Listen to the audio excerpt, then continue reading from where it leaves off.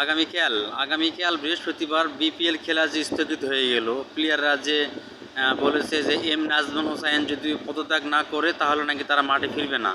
আসলে শেষ পর্যন্ত প্রথম ম্যাচের পরে বিসিবি থেকে জানানো হয়েছিল যে তাকে হচ্ছে ফিনান্সিয়াল বা এবং ওর দায়িত্ব থেকে তাকে সরিয়ে দেওয়া হয়েছে, কিন্তু সে বিসিবি পরিচালক পদে অব্যাহত থাকবে।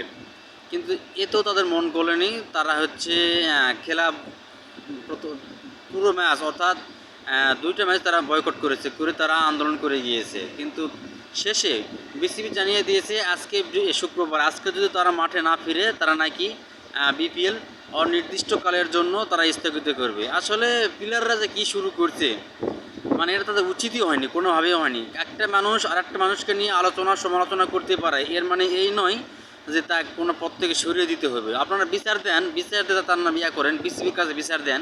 এটা কোন ধরনের মানে শিষ্টাচারিতা? মানুষ কি তাহলে কি কেউ কার মানে মানে কেউ দোষ করলে বা কেউ ভালো করলে তা সমালোচনা করা যাবে না তাই বলে?